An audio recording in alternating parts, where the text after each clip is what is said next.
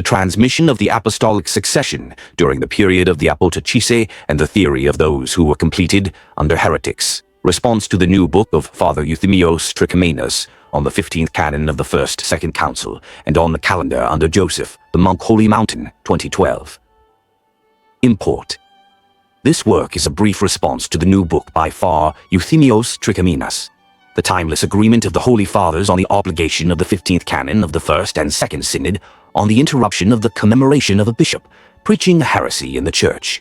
This book, although it does not find us opposed to its central idea, namely about the excommunication of bishops who preach heresies and heresies, but rather advocates them, nevertheless contains many objectionable elements capable of psychologically harming readers who are not familiar with these topics.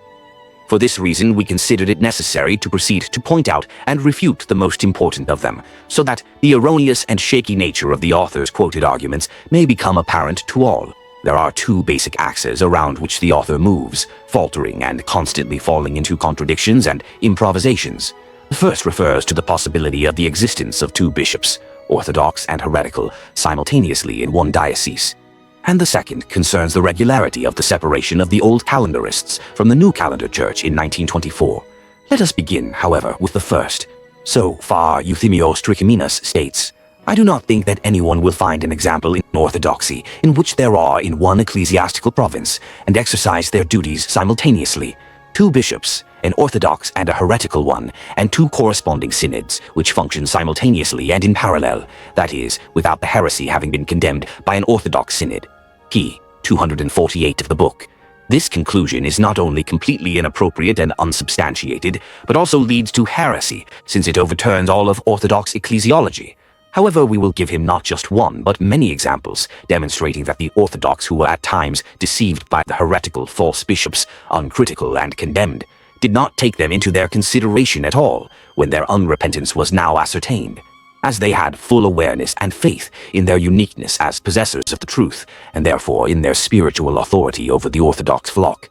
We will also cite examples that demonstrate that the orthodox, when they had the luxury, installed bishops not only in simple bishoprics, but also in these patriarchal thrones, and not only that, but they also formed councils for the orderly operation and smooth settlement of the affairs of the Church throughout the empire. It is characteristic that the author and his like-minded people draw their arguments on this subject from the period after the recognition of Christianity as the official religion of the Roman Empire, when the state authority began to intervene in the affairs of the Church by political right, as it considered it an important factor for state security. We wonder, however, why the supporters of this theory overlook the previous periods of the life of the Church and refer selectively only to the later phase of its legitimation. Was it that before this period there were no heresies? This alone shows that the tolerance that the Church sometimes showed during the stay of a heretical bishop on a certain episcopal throne, without rushing immediately to fill it, was not due to ecclesiological reasons, but to other ones, which we will analyze later. The Church, therefore, has always considered heretics, indecisive and judgmental, as wolf-like and pseudo-bishops, not recognizing them as bearers of the grace of the priesthood, of divine baptism and, more generally, of divine grace, which perfects all that is done in the Church. See Council of Carthage. For this reason it would never allow its reasonable flock to be ruled by them, even for a moment. Would a shepherd, in the absence of dogs, ever tolerate a wolf guarding the sheepfold even for a short time? We do not think so.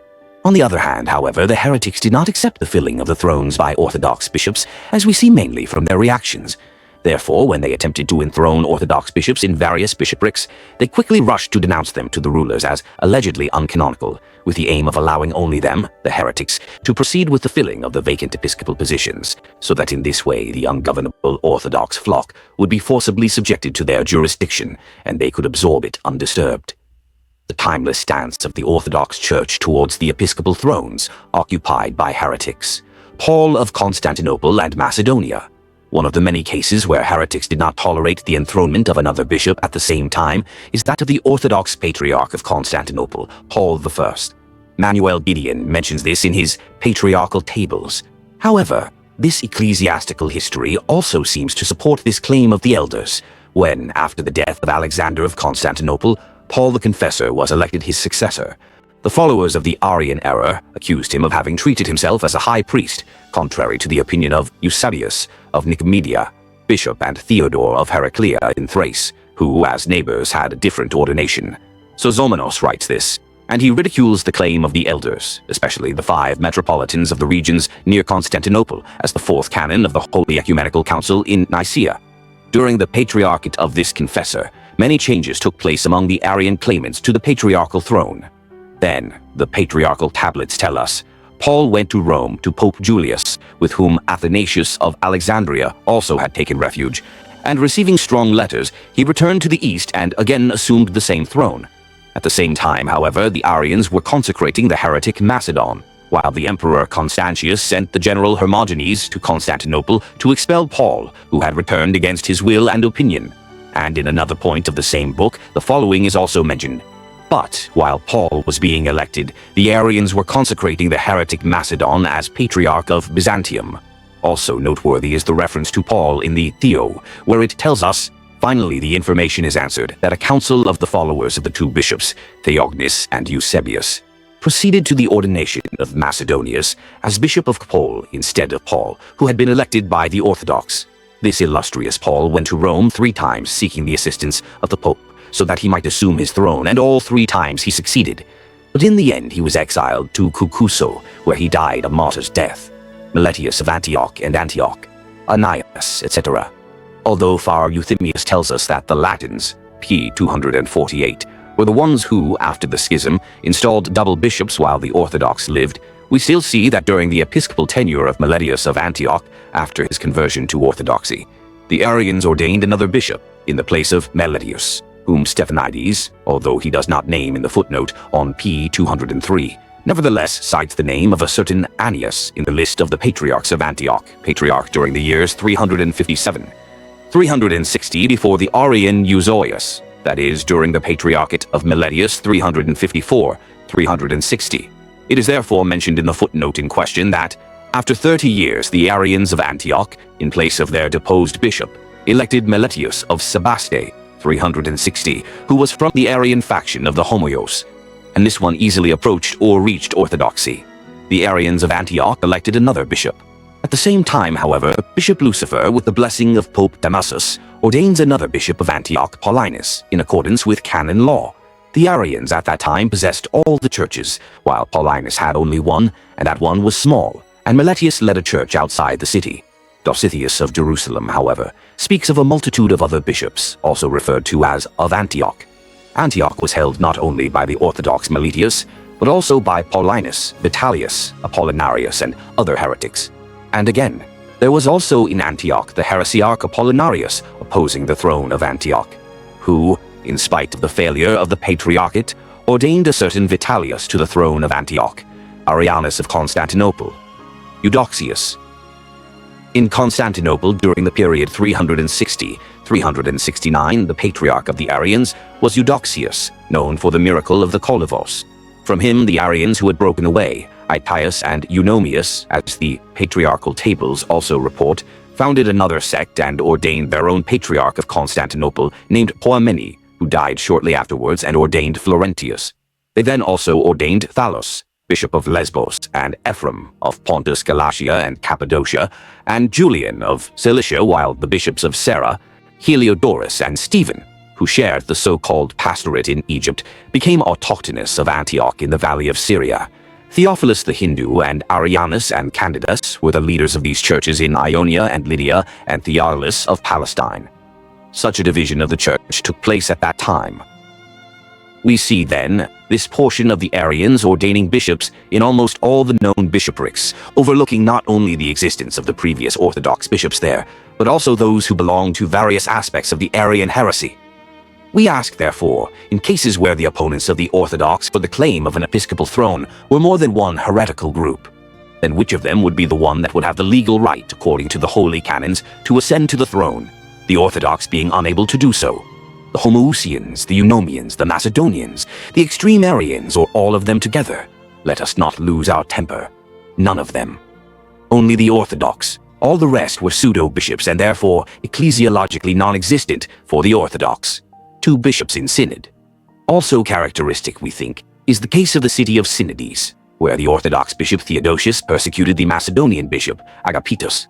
This dispute, although it had more economic than religious motives, is nevertheless indicative of the situation that prevailed in the provincial cities, where bishops of different factions coexisted, competing mainly for the supremacy of each faith. After all, what interested the authorities primarily was the dominance in the large cities, where they installed heretical bishops who in turn ordained them as ecclesiastical priests of the same heresy. The general situation in Constantinople, Alexandria, and Antioch. After the patriarchate of the Arian Eudoxius, a new patriarch, the Arian Demophilus, was ordained. However, the Orthodox, without realizing that there was another patriarch on the throne, ordained their own Orthodox Evagrius, 369 AD. The ordination was performed in secret by the exiled bishop of Antioch, Eustathius, who was passing through from Constantinople. This ordination today may seem uncanonical, as superfluous in the eyes of some legalists, but in the difficult situations in which the Church, persecuted for centuries, found itself, it was not at all ordinary and even necessary. However, here is how Manuel Gideon presents what happened at that time. After the death of Eudoxius, the Christian population of Constantinople was divided, or rather divided into many. Instead of one, two patriarchs were elected. And he continues, the Orthodox elected Evagrius after the death of Eudoxius, and the Patriarch of Antioch, Eustathius, returning from exile under the Emperor Jovian and hiding in Constantinople, ordained him. Then the Emperor Valens, having learned of Evagrius' ordination, arrived from Marcianopolis, where he was being persecuted, to Constantinople, and deposed the Orthodox Patriarch Evagrius, and seized the churches from the Orthodox, and gave them to the Arians, recognizing the evildoer Demophilus, and banished the holy Eustathius to Cyzicus. The intervention of political power was direct and harsh, as we see again, which not only deprived the Orthodox of the luxury of having a bishop, but also of the possession of holy temples. It is noteworthy that the Arian Demophilus continued his patriarchate even during the patriarchate of the Orthodox Nectarios, 381-387, although Stephanides limits it to 380. We obtain this information from Dositheon of Jerusalem, who tells us that King Theodosius, wishing to ascertain which part was in accordance with the teaching of the fathers of the Church, called upon the prelates, each of them, to give their own statement of faith. The following came forward: Nectarios, Bishop of the Universal Church, Orthodox; Agelios of the Navations; Demophilus of the Arians; Eunomius of the Eunomians and of the Macedonians; Lucius of Cyzicus. However, this situation continued later, as we will see below, as each side ordained bishops who were like-minded with it. Thus we see, in Attica, the patriarch of the Arians in Constantinople was the elder Theodore, who died at the age of 120 years, and the Arians ordained Barban as their patriarch. The practice of the Orthodox Church, therefore, of installing bishops in bishoprics where the thrones had been usurped and occupied by heretics was universal and not occasional and local when, of course, the circumstances permitted it. Moving in this spirit, that is, the awareness that he alone is the legitimate patriarch as opposed to the imposed one, the Orthodox Patriarch of Alexandria, John Talius, claimed his throne against the heretical patriarch of the same city, Peter of Mongos, who was supported by the also heretical Akakios, Patriarch of Constantinople. Philaret of Bathides also mentions him in his history, saying the following: However, in the same year that Ilurus died in Alexandria, the Monophysites elected Peter the monk as his successor, while the Orthodox, after the death of Timothy of Salophaciol, elected John the Talian. The dominance of the Monophysites was not complete in the city of Alexandria from this time onward in comparison to other major centers of monophysitism, such as Antioch, etc., since the overwhelming majority of the Christian population had fanatically embraced the heresy. The result of these conditions was that the Orthodox were under constant persecution and pressure from the heretics, to the point of being deprived of even churches in which to practice their religious duties.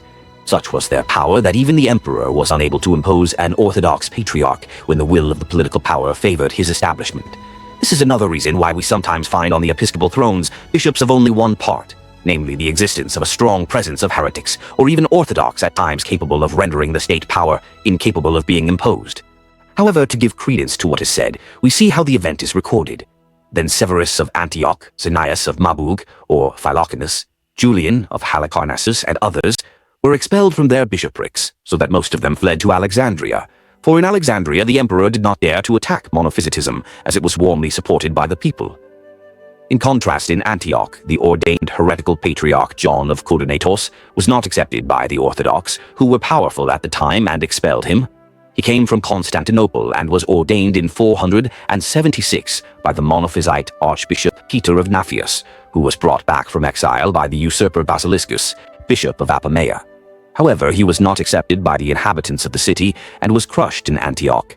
The Monophysites apparently had the same problems in Apamea.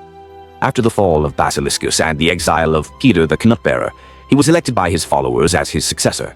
However, due to the actions of the Orthodox, he was removed from power after 3 months, probably deposed by a council convened in this city. The Monophysites, despite their reorganization by Bishop Jacob of Barada, from whom the Monophysites of Syria took their name from then on, did not succeed in becoming masters of power, and from then on they formed a distinct church, having their beginnings in the 5th century. Despite these chaotic and irregular conditions, however, the succession of Orthodox bishops and patriarchs in Antioch was never interrupted. But the Jacobite Monophysite patriarchs succeeded one another without interruption, and the succession of bishops, although they were limited in number, continued. Thus, patriarchs and other bishops of each part have pastored and continue to pastor the land of Syria from the time of Byzantine rule to the present day. Let us note, however, that a succession of parallel patriarchs also existed in other heresies, such as the Nestorians, who in fact reached the height of their power in the 8th century, schisms, and double popes in Rome.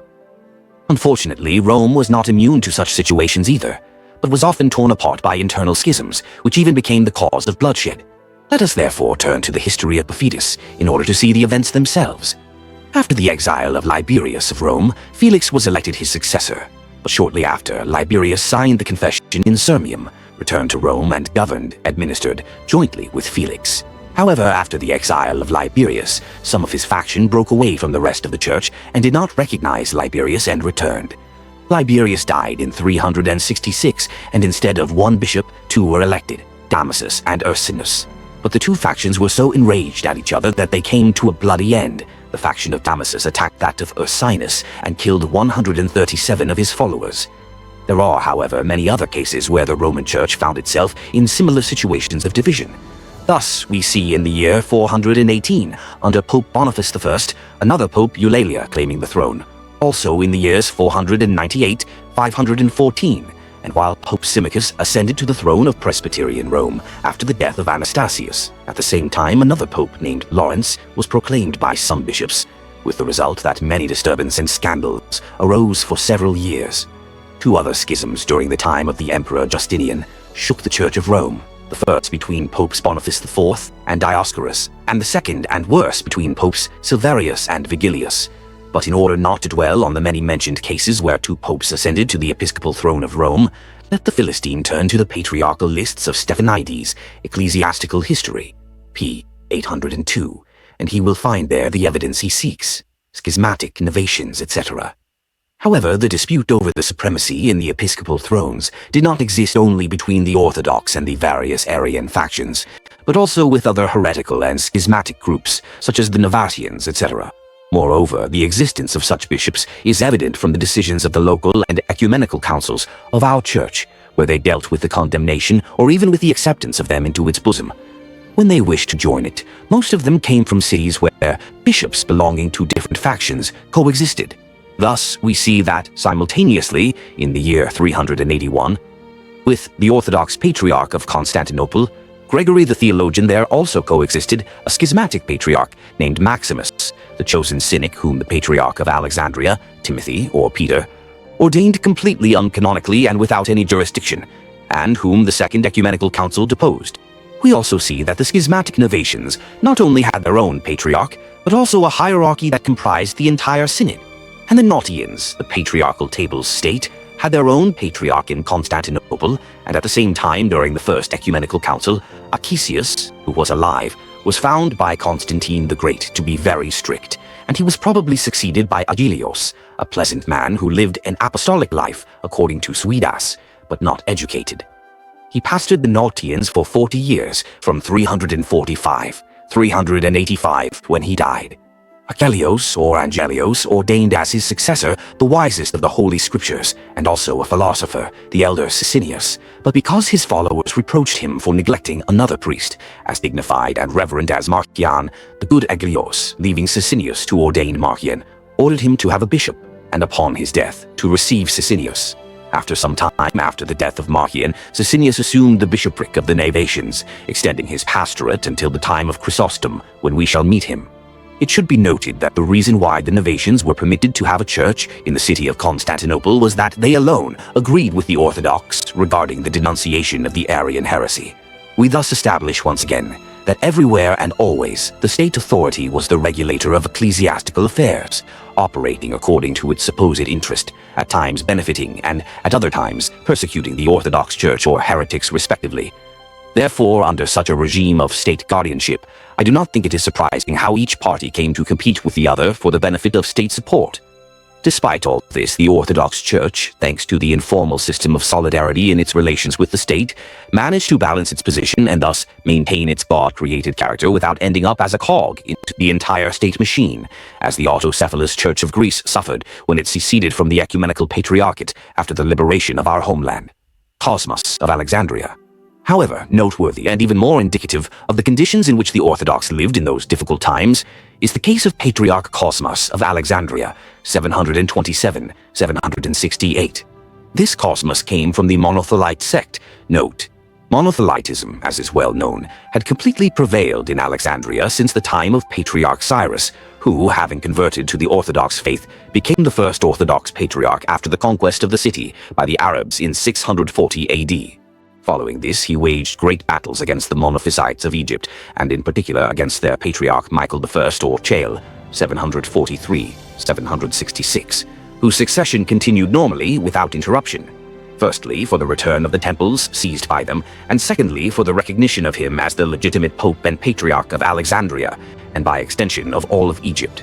For this reason, in 749 or 750, he went to Damascus to appear before the Caliph, claiming all the privileges recognized by the Muslim state for Christians, which had been illegally granted by the governors of Egypt to the Copt.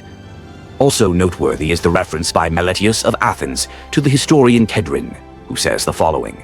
The author, Kedrin Iyed, says how Cosmas became Patriarch of Alexandria in the year 742, but the church was widowed from the year 712 until almost the year 755. In the meantime, Simeon, Alexander, Cosmas, and Theodore were heretical Jacobites at the time when the Church of Alexandria received Cosmas as an Orthodox pastor in the year 755, Vol. 2, p. 227, footnote c.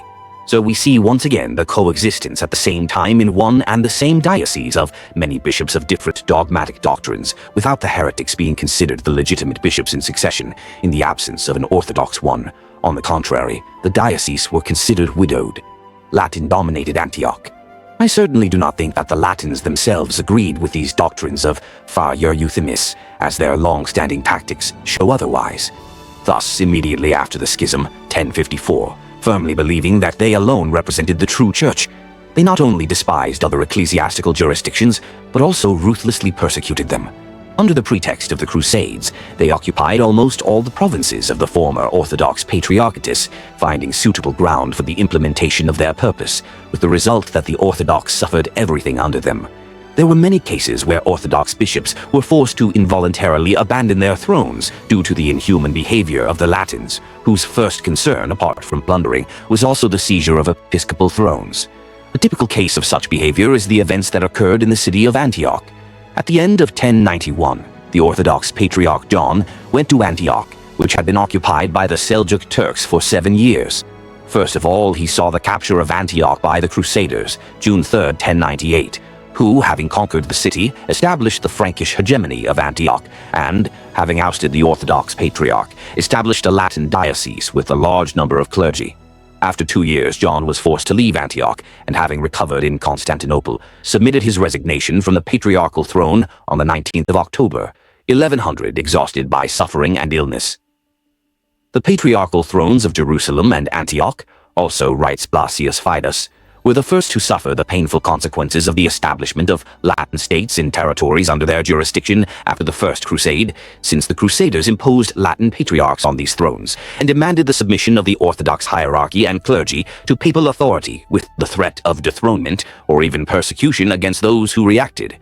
Indeed, the patriarchal thrones of the East remained vacant for long periods, and the patriarchs of these thrones were elected and resided in Constantinople, as long as it was not possible to establish them in Antioch or Jerusalem. However, even far from their thrones, the Orthodox hierarchs continued to be ordained canonically and successively in them, not completely recognizing the presence of Latin pseudo-patriarchs. Latin pseudo-patriarchs and Orthodox defensive tactics. Another testimony to the authentic stance of the Orthodox Church, that is, the uninterrupted continuation of the succession of ordinations, we see again clearly in the account of Patriarch Dositheos of Jerusalem during the years of Latin rule in our part of the East. Let us listen to him. The Latins created in Constantinople a false patriarch, Thomas the Venetian, wearing short trousers and having his beard shaved like a scythe. The Pope also sent a legate named Pelagius, dyed red and dressed in strange clothes, and he forced the citizens to become papists. He imprisoned the monks, he bound the priests, and he closed the churches of the saints so that they would confess the papacy. When the citizens were preparing to flee, Ares, the then king of Byzantium, prevented the legate from being beheaded, and he also opened the churches. But many monks, clergy, and archons went to Nicaea to join Lascaris, as the Acropolis said, but also in what they called the city of Constantinople, Antioch, and Jerusalem. They ordained their pseudo-patriarchs there, but also the churches ordained the patriarch of the Catholic Church, meaning the Orthodox. And they advised them, and as for the most part, as Theodore the Balsamon noted, the Latins would not allow him to come to his throne. Antioch. There is no doubt that the Orthodox, even in times of persecution and pressure from the Latins, performed ordinations of patriarchs, but of course also of other ranks of the clergy, despising and overlooking the usurpations of their thrones by pseudo-patriarchs and other pseudo-bishops. Nor were they shaken by foolish legalisms when they saw their thrones transferred to different cities and countries. A striking example is that after the enthronement in Constantinople of the Latin pseudo-patriarch and the flight of the Orthodox continued the canonical ordination of patriarchs of Constantinople in another city, Nicaea, until the recapture of the city by the Greek general Strategopoulos. The Latins even prevented the Orthodox bishops from approaching their thrones, so that they alone would appear to be their genuine successors, as we see from the report of Theodore Balsamos. We wonder then if the Orthodox of that time had the theories of for Euthemios, according to which they had to wait for the reconquest of Constantinople by the Greeks in order to proceed with the elevation of their own patriarch.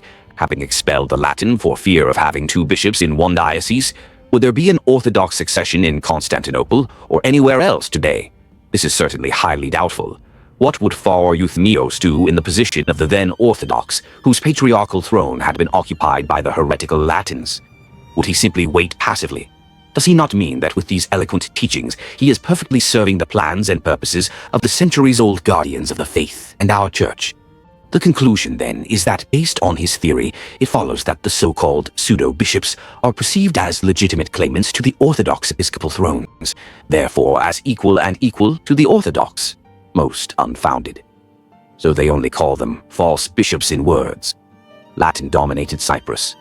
Another example of the contempt of the heretical bishop is this, which the Archbishop of Athens, Chrysostomos Papadopoulos, tells us in his book, The Church of Cyprus. Since the time of the Crusades, Cyprus had been conquered by the Latins, who, in addition to political xenocracy, also imposed ecclesiastical rule. Having completely abolished the Orthodox Church, they established the papal archbishopric, to which they subordinated the remaining Orthodox clergy, who were now forced to recognize the Pope as their head. There were no Orthodox bishops, writes the historian, as they were subject to a Latin archbishop and through him to the Pope of Rome. For this reason, the Patriarchate of Constantinople, despite the pleas of the Cypriots to unite with it, refused this, as it considered them schismatics. In the year 1570, the Turks landed in Cyprus, which was occupied by the Latins, conquering it without serious resistance. This was followed by the expulsion of the Latins by the Turks and the restoration of the Orthodox hierarchy to their old thrones. Thus, Chrysostomos Papadopoulos, describing this dire situation to which the Holy Island had fallen, mentions, among others, the following about a fanatical Latin-minded Cypriot Dominican monk named Angelos Kalapios, which is important for our topic. The Dominican monk Angelos Kalapios, after seeing with joy the enslavement of the Cypriots by the Agarenes, considered it as punishment, supposedly, from God for their disobedience to the Pope of Rome. You forgot that wherever the Latins invaded, they had expelled the canonical hierarchs, establishing their own arbitrary bishops, and with indignation you wrote about the fact that after the Turkish conquest, an archbishop, Orthodox editor was established in Cyprus while the Latin archbishop was still alive. So the Latin monk was enthroned for the enthronement of an Orthodox archbishop, a living Latin, whom he considered to be the only legitimate and irreplaceable act of our church, which, unfortunately, even today some cannot understand. Perhaps if they had lived at that time and had the reins of the church in their hands, they would have acted differently. Perhaps, that is, they would have waited for the archbishopric to be voluntarily offered to them by the Latins, so as not to disturb the normal succession. And there would be 2 bishops in one diocese, uncanonically. If this is not recognition of the authenticity and canonicality of the priesthood of the heretics, then what else could it be? Latin-controlled Athens. In another of his books, The Church of Athens, the aforementioned author describes the difficult situation in the metropolis of Athens at that time due to Latin rule. Although the Latins, who had taken control of Attica, were milder than those of Cyprus, they nevertheless, in a dynastic manner, expelled the Orthodox metropolitan of Athens, leaving the throne vacant for 190 years, until his reinstatement, and this for political reasons, by the conciliatory Duke Nereus Atziolis. However, due to the anti-Latin struggle of the Orthodox metropolitan and his successors and the support of their flock for orthodoxy, the Latins replaced the last of the Orthodox, Metropolitan Gervasian, in 1453, replacing him with a Latin-minded man who accepted the decisions of the Council of Florence and commemorated the Pope in the Church's diptychs. Chrysostomos Papadopoulos considers the Orthodox flock of Athens throughout the entire period of the occupation of the throne by a Latin-minded bishop to have been disposed of. It should be noted that the Latins, upon the capture of the city of Athens, installed their own archbishop, who, after the reinstatement of the Orthodox and later of the replaced Latin-minded bishop, exercised his duties alongside them. The Latin-minded bishop acted as a uniate. The Latin archbishopric was abolished with the Turkish conquest, 1456, which brought about the dominance of the Orthodox hierarchy.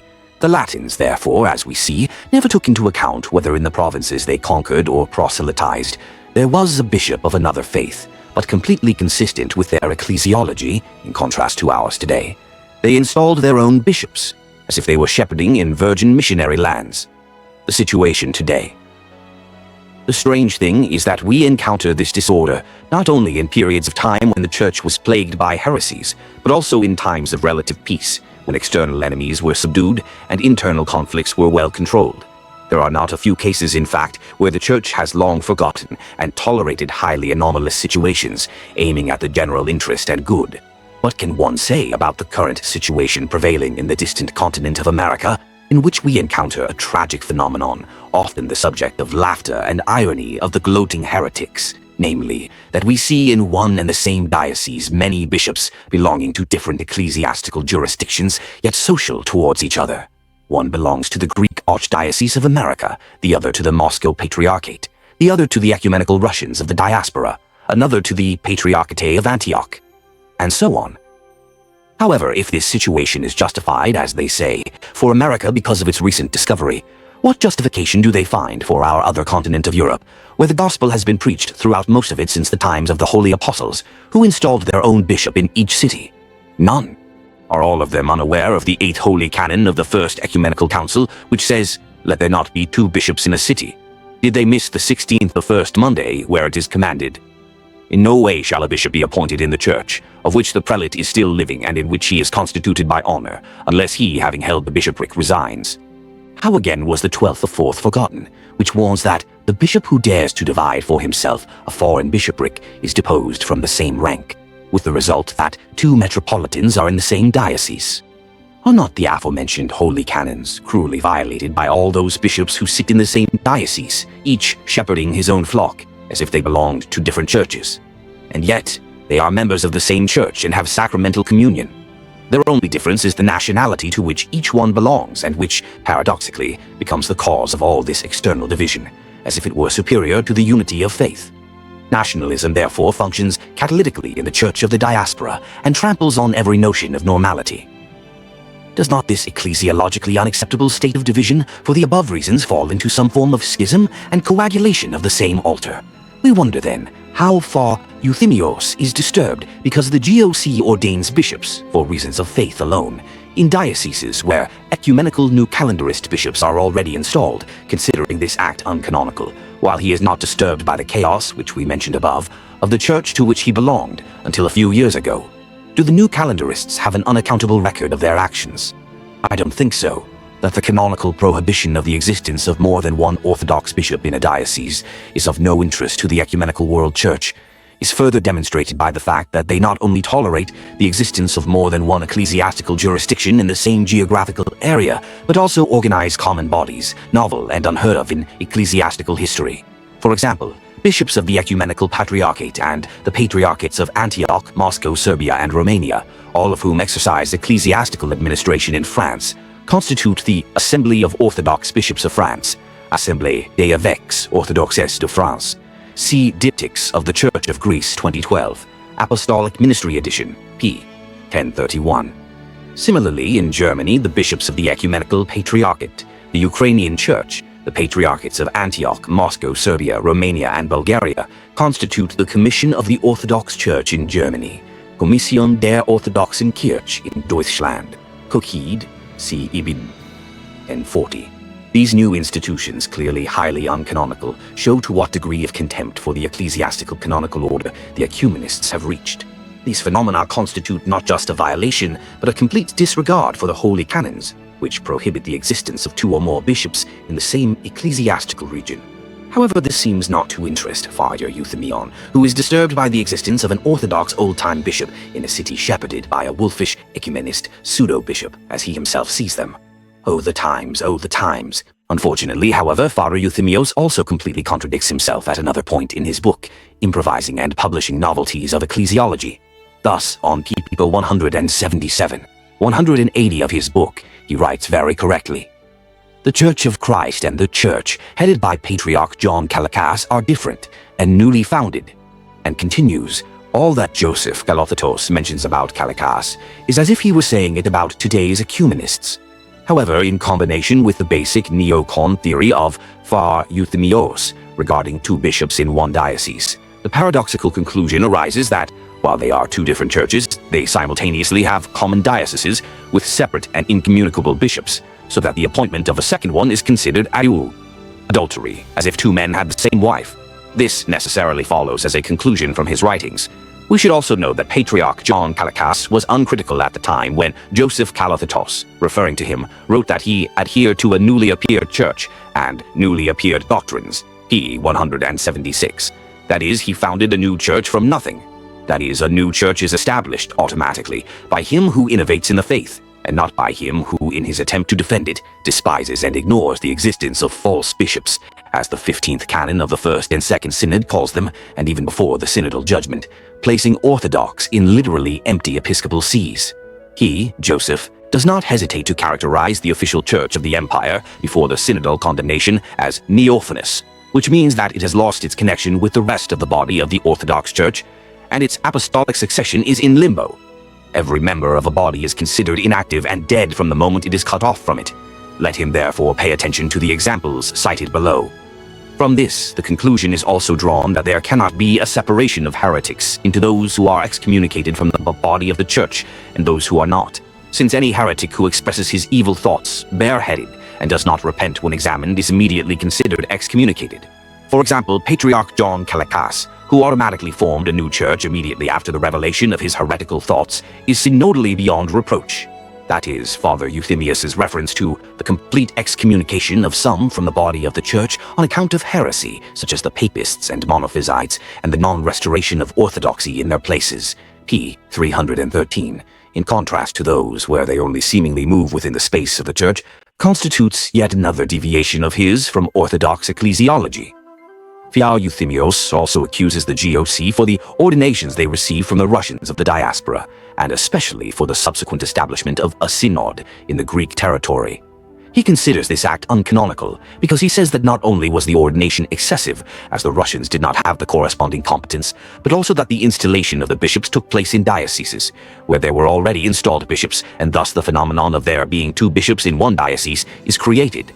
As predecessors of the episcopal sees, he certainly means the ecumenist bishops of the new calendar, while as successors, the old calendarists, who according to him had to wait until the time came, until the episcopal see became vacant, perhaps due to biological death. However, it is of no importance to him how the worship needs of the true Orthodox faithful would be met. since in this way it would be impossible to fill the vacant positions of orthodox religious ministers, and the people would remain in limbo, an easy prey for the ecumenists. If the otherwise sympathetic Far Euthemios applies his words to himself and those following him, we greatly fear that very soon their memorial service will be extinguished without a sound.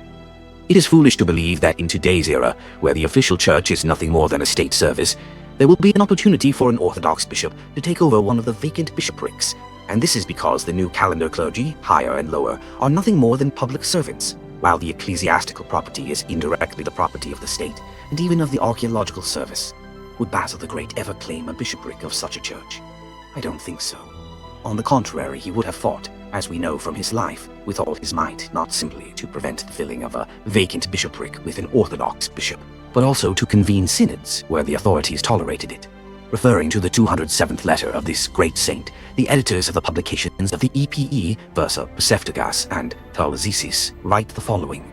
Basil had successfully organized the front of the Orthodox in Cappadocia and in many other provinces of Asia. However, he does not seem to have had much success in Pontus. For this reason, in 375, he undertook an effort to form small councils in various parts of Pontus. The councils aim purely at the orderliness and orderly functioning of the church, the existence of which stems only from Christ himself, not from the formation or non-formation of councils. The formation of a council is simply a necessary tool in the hands of the church. Such a council was formed in 1935 by the first Old Calendar bishops, who at the same time proceeded to perform ordinations, even amidst the persecutions known to all of us by the state church.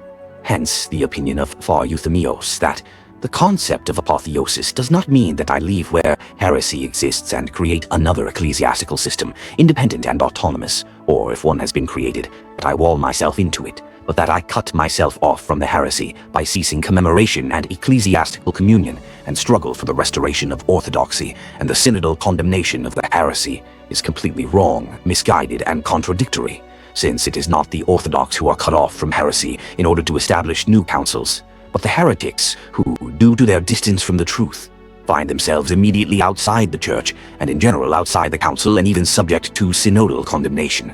This is why Canon 15 of the Second Council calls the irreproachable bishops pseudepiscops. Therefore, their synodal schema is consequently characterized as pseudo-synod. Thus, the struggle is no longer simply and vaguely, as he says, for the restoration of orthodoxy and the condemnation of heretics, but mainly for the return of them, or at least of their misguided flock, to orthodoxy and into the bosom of the true church. As restoration, therefore, we must always understand the return of heretics, as the church never falls away from the true faith, nor is it ever in need of restoration. With this reasoning, the old calendarists in 1924 did not establish a new church of their own, but simply filled the void left by the declining hierarchy with the arbitrary and uncanonical introduction of the Gregorian, papal calendar, condemned by the Orthodox Church, 1583, 1587, 1593. After 13 years had passed since the inevitable change, they managed to attract those three hierarchs who had defected from the state church, with the aim of taking over the pastoral care of the old calendarists and organizing a struggle for the reinstatement of the old calendar on behalf of the official state church, so that the old calendar regime could be restored and the long-desired union could be achieved. And if Far Euthemios does not consider the change in the calendar of feasts a serious reason for apostolate, this in no way undermines the truth, as this is his own personal opinion, and not the opinion of the Church, which clearly decided on this, as we have mentioned elsewhere. Moreover, some others do not consider the reasons that led Far Euthemios to his apostolate, that is, ecumenism, serious, but he did not take them into account.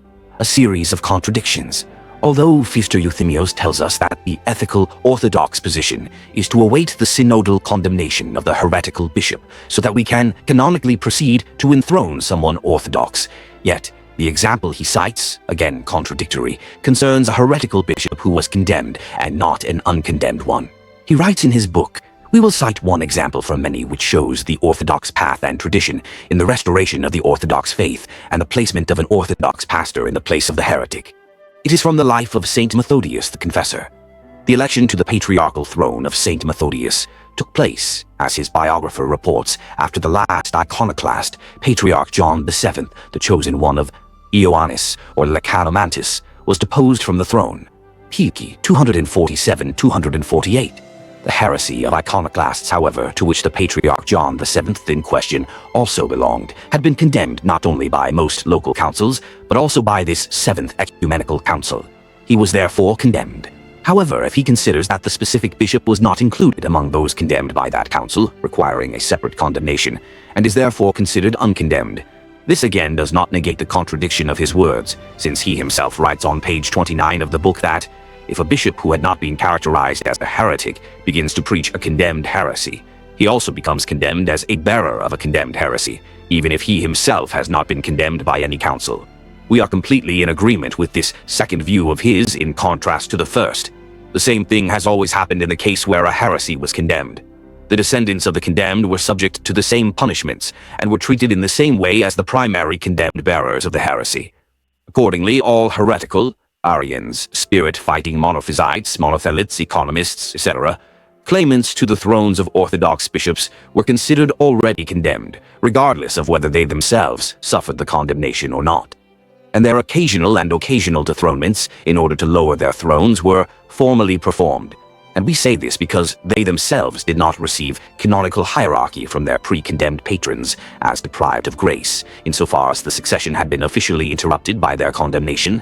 Hence, the sophisticated ideas about the inevitability of the priesthood after the dethronement of each heretic, in order to justify the Church's economic stance towards them, move into the realm of fantasy. The doctrine of the indelibility of the priesthood, which is often invoked by ecumenists, and not only, has its origin in the Western Church, which, having expansionist aims and wishing to facilitate the subordination of various heretical and schismatic groups to its fold, accepted them and their mysteries indiscriminately as strong, in contrast to the Eastern Orthodox, invoking the indelibility of the priesthood even after dethronement. In contrast to the above, all the holy canons place the deposed in the rank of the laity, stripped of their priesthood, as for example the 28th of St. John the Fast says about a cleric who has fallen into theft, that he who is deposed is stripped of the priesthood, and the 26th of the Sixth Council clearly says that the deposed priest, who, moreover, committed a transgression in ignorance, should not perform any priestly work, because he is deprived of the transmission of sanctification. And he who does not have this, through the transgression of ignorance, how else can he transmit it? Also in the first footnote of the sixth epistle, St. Nicodemus writes the following about the Latins. Because those who have become laymen, having been cut off from the Orthodox Church, no longer have in their mouth the grace of the Spirit, by which the Orthodox priests perform the mysteries. Also, in the first footnote of the Canon of Carthage, it is stated that the clergy must be deposed before being handed over to the rulers, in accordance with the fifth Canon of Antioch. Apparently, this was done so that the priesthood would not be dishonored by the corporal punishments of the secular. That is, grace is automatically interrupted with the interruption of the apostolic succession. Therefore, whenever the Orthodox Church has accepted heretics without first proceeding to their baptism and ordination, it has done so for the sake of economy, and not because of the alleged existence of powerful mysteries in the heresies, as is often clearly stated in the Holy Pedalion. Here we would like to note that the power of the local councils, which preceded the ecumenical councils, condemning heresies and anathematizing heretics during their primary stage, is decisive, for their judgment was ratified by the ecumenical councils when they were convened. Often, in fact, they were not repeated by the latter, the former being considered sufficiently self-sufficient. For this reason, if we take as an example the period of the iconoclasm, which lasted approximately 150 years, this heresy was considered condemned from 726 upon its appearance by Pope Gregory II, who anathemaed the emperor and all his like-minded people. Other local councils that condemned the iconoclasm before the Seventh Ecumenical Council under Leo were the one in Syria in 726 under the auspices of St. John of Damascus, and the second one in Rome under Gregory III in 732. It was therefore condemned several decades before the Seventh Ecumenical Council. The same applies to all the local councils that preceded the First and Second Ecumenical Councils that condemned the Arians in all their other manifestations, as well as to all the subsequent councils.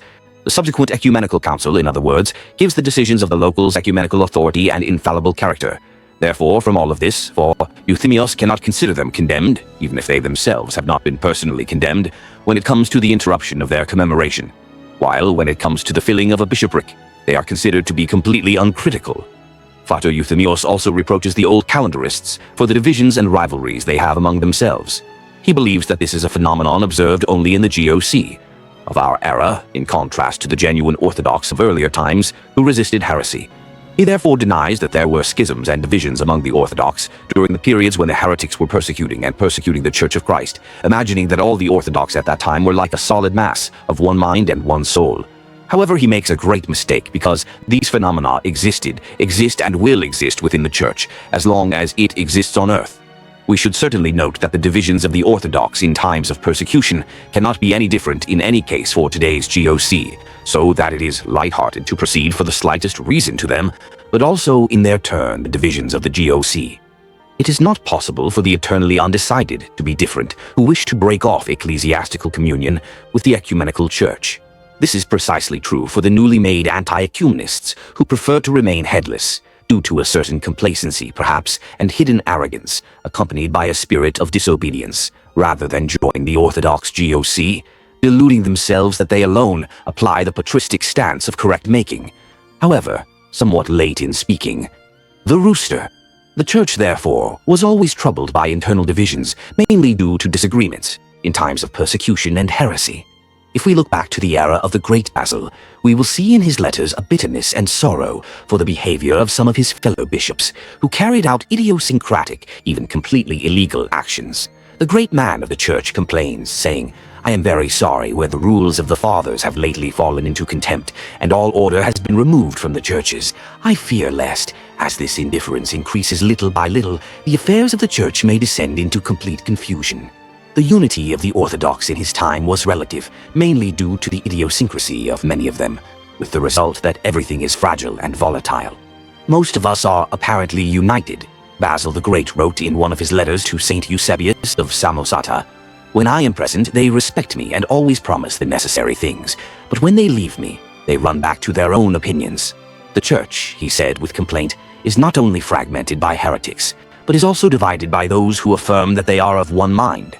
And to unite these parts and to bring them together again in the harmony of one body belongs to that only where, by its ineffable power, it bestows again even on dry bones, sinews, and flesh. It was also written to Elder Evagrius, "We hope to see the day when all those who are not divided in opinion will form a single association. We would indeed be the most absurd of all people if we were to rejoice in the schisms and divisions of the churches, and did not consider the unity of the members of the body of Christ as the greatest of goods." Characteristic of the anarchy into which the entire ecclesiastical situation had fallen is also the behavior of Saint Gregory of Nyssa, who is accused by his brother Basil because he arbitrarily constitutes councils in Ankara and leaves no opportunity to act without our consent. Mutual accusations and slanders on matters of faith were a common phenomenon among the Orthodox. Even this great pillar of orthodoxy was challenged by some, influenced by devils and slander, as happened to Theodotus of Nicopolis, who rejected ecclesiastical communion with Basil the Great. Let us also note that this same Saint Meletius had once rejected communion with Athanasius the Great for the same reasons. But Saint Jerome, in one of his letters to Damasus of Rome, who was full of prejudice, writes about the alleged bishops of Antioch, who doubted even this canonicality of Saint Meletius as the true patriarch. "I do not know," he says, Paulinus. "I reject Meletius. I did not know Vitellius." Although Paulinus was the officially recognized bishop of Antioch by the Church of Rome, while the Eastern Orthodox churches recognized only Meletius as genuine, Basil the Great even calls Saint Meletius bishop of the true Church of God, in contrast to Paulinus, who obviously did not belong to the true church, although he was recognized by the then Orthodox Pope of Rome as the legitimate bishop of Antioch par excellence. Let it not seem so strange, then, to see today's divided true Christians accusing each other, each claiming the legitimacy of their synodal scheme, since even great saints of our church were drawn into similar situations, due to the unfavorable prevailing conditions of each era. We do not want to justify anything.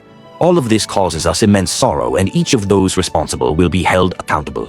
Therefore, let not the modernists mock, but rather reproach themselves, for they are the sole cause of all these disorders and disturbances that occur in the Church, since they have taken appropriate care to divide and discredit it, humiliating it through the introduction of all these innovations and heretical teachings, ecumenism. And be assured that the responsibilities that will be demanded on that day of judgment from the leaders of true Christians, who, as humans, are also dragged down by their passions, will be much smaller than their own, as they are the moral authors of the current situation. Conclusion. It is indeed true that a quick and careless study of ecclesiastical history gives the impression of this type of erroneous conclusions to which Father Euthemius also fell. For this reason, a cross-check of historical sources is required, but also an interpretation of events based on the data of the era in which they occurred. We cannot judge situations that took place, for example, in the 1st century, where the cultural level, habits, mentalities, and reasoning of the era were completely different from those of today, based solely on the knowledge of the present time. For this reason, it is dangerous to take the information we receive from chroniclers and historians in an absolute manner, without leaving room for any other possible interpretation. Many times, in fact, these same chroniclers, out of sympathy or even fear, leaned towards the side of the powerful at the time, with the result that they emphasized the other side more, because it is known that history is always written by the powerful, and heretics were in this position many times, since the state power supported and strengthened them. For this reason, many of the well-known old chroniclers wrote about prominent figures who were of great ecclesiastical importance to them, certainly not as if their aim was to conceal the existence of another bishop, but to completely disregard his presence as insignificant. That is, the chroniclers of every era record the events that always revolve around the dignitaries, political and ecclesiastical, leaving to a secondary place as insignificant and therefore as not, or at least not recorded, the activities of the people who were insignificant to them. This also applies to bishoprics, since the importance of each usually determines the extent of its recording in history. So, if today a historian were to record ecclesiastical events, to whom would he attribute the title of Archbishop of Greece? To the new calendar or to the old calendar? Certainly to the former. In this way, at that time, the one whom the state authority placed on the episcopal throne was also the recognized bishop, and around him the news revolved in which history was recorded. A striking example is the heretical patriarch of Constantinople, Eudoxius, who is not only mentioned by historians as the official patriarch during the period 369, but also received orders from the god-sent Saint Theodore the Soldier to prepare the huts so that Christians would not be defiled. So we asked Father Euthemius, A. Why did God even choose a heretical patriarch as his instrument to help Christians, despising so many Orthodox bishops who were his contemporaries, some of whom we today celebrate as confessors and saints? B. To which Christians was Saint Theodore sent for help? To the Orthodox, or to those who, out of indifference, contempt, cowardice, and fear, followed the Arian patriarch, defiling themselves with his heresy? Rather, to the latter. The paradox is that the Synaxarists of our church make no mention of the heretical character of Patriarch Eudoxius, and on the contrary, in their account of him, they give the reader the impression that he was an Orthodox, and even a confessor, since he defended his flock from the apostate of Christianity, Emperor Julian. And this is the reason why even today it is difficult for an Orthodox person, if he is not familiar with ecclesiastical history, to believe in the true identity of this person. Therefore, the Lord's will is unknown and his thoughts unfathomable, and therefore behind his divine providence there is always hidden the real benefit for us, which we with our finite minds are largely unaware of. In conclusion, then, the main reasons for which we see this timeless phenomenon in the evolution of ecclesiastical history, which we highlight in this brief study of ours, are mostly the following. A. The catalytic interventions of the respective authorities, and not ecclesiological reasons, as Father Euthemios Trikomenos fancifully states, which sometimes allowed and sometimes did not, depending on the degree of its tolerance, the existence of more ecclesiastical formations in the same space, in contrast to the current era, where the Democrats' institutions do not allow the brutal interference of the state in matters of religion. B. The tolerance of the people so as to accept a bishop of other opinions as positions were threatened, with the risk of undermining state security. C. The recency of the appearance of a heresy, or the manifestation of the bishop's heretical opinions as a period of time, often long, was always logically required with the hope of his conversion. D. In the vacant positions of bishops, due to the forcibly displaced bishops, the ecclesiastical authorities were unable to install another bishop, as the legitimate, orthodox one was still alive, and such an act would be considered adultery. Many of them, in fact, remained in exile and in prison for many decades, sometimes never returning due to biological death. In these cases, the bishoprics were served indefinitely by bishops from nearby places. We will repeat that Father Euthemius, with this theory of his, serves these and only the ecumenists, because he renders them inactive and therefore harmless by reacting to their evil plans. About the old calendar. Another deviation of Father Euthemios is the unjust attack against the believers of the patristic calendar, whom he classifies with the schismatics, and considers them as belonging to a kind of peculiar idolatry. p. 230. The disdain with which he surrounds the GOC is not small, and their struggle against the modernity of the Gregorian calendar, considering it not only futile but also as a kind of error and diametrically opposed to ecumenism, as he claims that it leads us to the other extreme of absolutization and dogmatization of secular things. p. 230. According to him, perhaps the apotheosis should not have been made because of the change in the calendar, but only because of the heretical encyclical of 1920, p. 232, which, it is worth noting, began to become known to the public through Professor Ioannou Komiris only in the 1950s. And this because, as he says, the change in the calendar has neither a dogmatic nor an ecclesiastical character. He even suggests that we Orthodox follow not the old calendar, but an even older one in order to fight ecumenism. p. 234. And all this while he states that he is not an expert on the subject. Isn't he a bit reckless? The most terrible of all, however, is the distortion of the meaning of a discourse by St. John Chrysostom, where he speaks about the celebration of Easter, which, by reversing the terms, he presents as referring to the old-time holiday keepers, presenting them as misguided transgressors. In this discourse, the saint addresses a section that has broken away from the Church, which believed that the celebration of Easter should be held in chronological order in correspondence with the actual time and day on which the event of Christ's resurrection took place.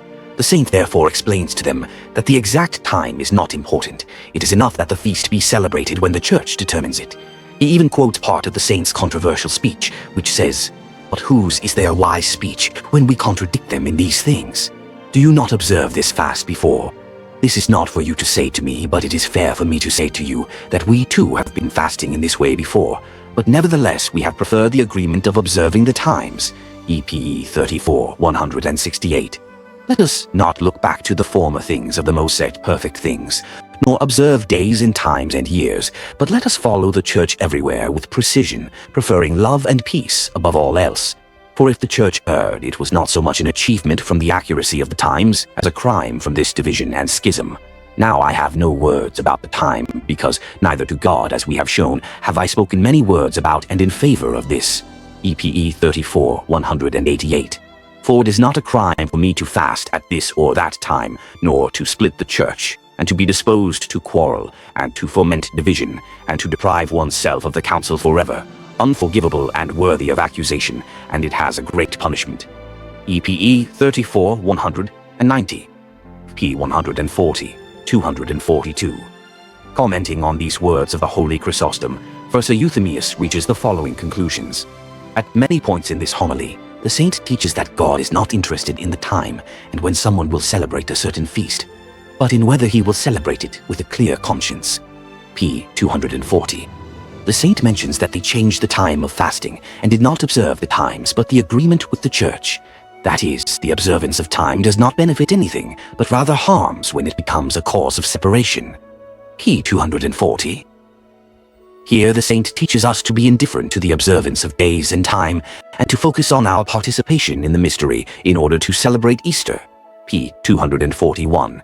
The basic points here of the saint's teaching are that even for this feast of Easter, there is no problem as to when we will celebrate it.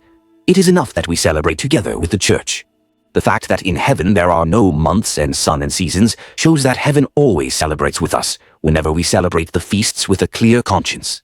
The saint also refers to the fact that even if the Church makes a mistake in the matter of the time of a feast, we should not cause schism. p. 242. The author attempts to attribute all these reproaches about the passionate observation of times and years for the sake of accuracy to the old calendarists, while he knows very well that the very words of this saint are invoked in reverse by the new calendarists, by the old calendarist, saint of our Church, Nicodemus the Athonite, in the footnote to the interpretation of the 7th Apostolic Canon, referring to the prohibition of celebrating Easter after the Jews before the vernal equinox. From this point, we think that the entire work on the diary of the author in question is judged.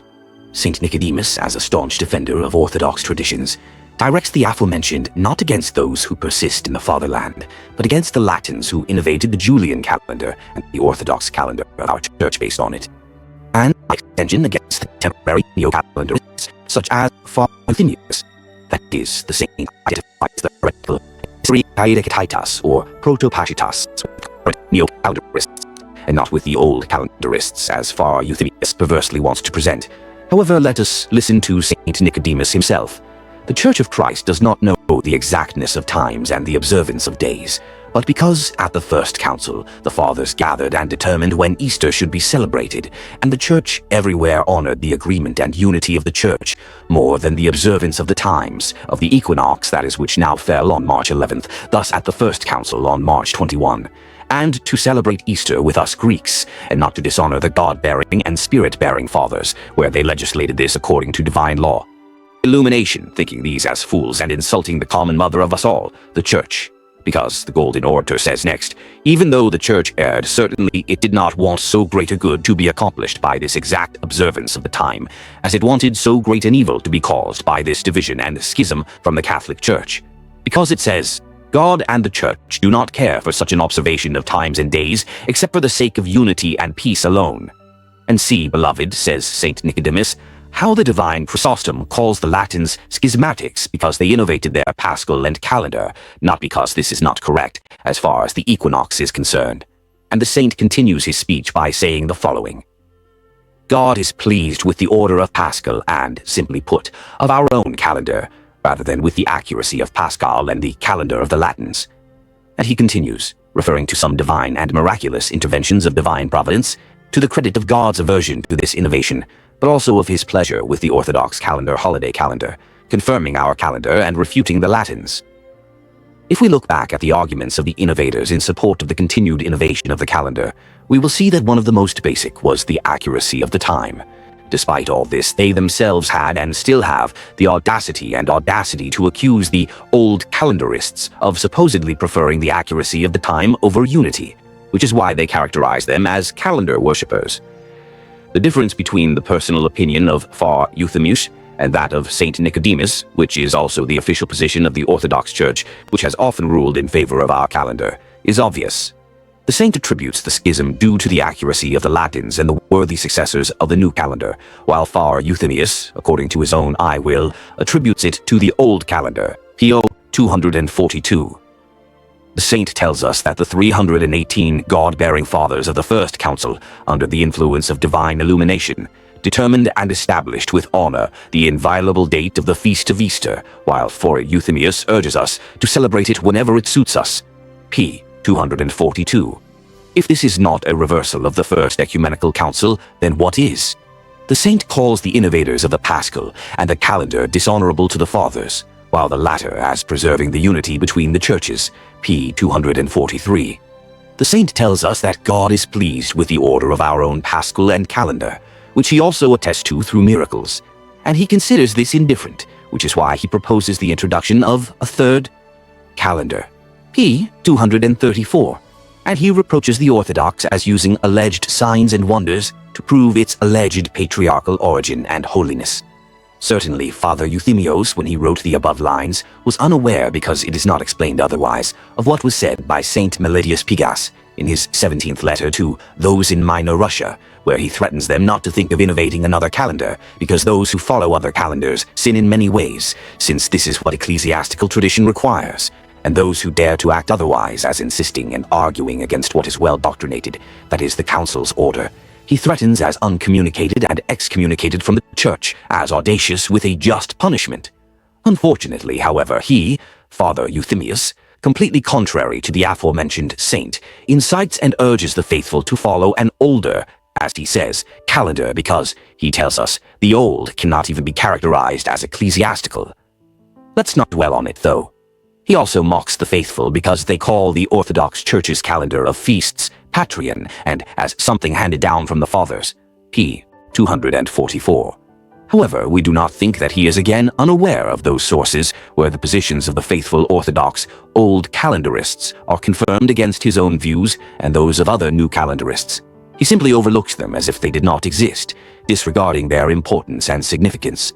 However, the supporters of such arbitrariness are silenced by that very learned Saint Meletios of Pegasus, Patriarch of Alexandria, who writes in the wrist letter to all Orthodox Christians in the West the following: None of the patristic traditions are falsified, and for this reason, because they are patristic traditions. For, Father, do not transgress the boundaries that your fathers set. For this reason, we, the pious children of the Eastern Orthodox Church, do not accept this new introduction of the Paschalia, the so-called Gregorian calendar, holiday calendar, indeed. but rather conforming to the canon of the 380 God-bearing fathers. We in no way deviate from these and other fathers, thus having in mind the word. All those who dare to violate the decree of the Holy and Great Council of Nicaea, convened in the presence of the piety of the most God-fearing Emperor Constantine concerning the holy feast of the saving Easter, ought to be excommunicated and excommunicated from the Church, if they persist in adhering more favorably to what is well established, and this applies also to the laity. If any of the leaders of the Church, whether a bishop or a presbyter or a deacon, dares to pervert the people and disturb the churches, to set his own custom, and to celebrate Easter after the Jews, the Holy Synod has already judged him to be an alien to the Church. And Meletius, full of patristic zeal, continues, Therefore, having these things thus, we beg you, brothers, to fall into the patristics and not to be torn apart by these new and recent things. But, phase, this is of the indifferent. But for this reason the patristics are rather to be followed, because they are indifferent. And after a while he says, because they do not disapprove of this reason, rather to be followed by the patristics, dishonoring the wisdom of the wise, nor neglecting the prudence of the prudent, but following the patristics and our abbots, both Eastern and Western, we prefer the old to the new. Rightly, for it is once and for all forbidden in the Orthodox Church to admit nothing entirely new, nor to repudiate the old. Stand up boldly, and you, brothers, to the fathers, begging your most illustrious rulers to show you without delay that the common fathers, whose deeds and doctrines shone in the East and the West, should be handed down to follow.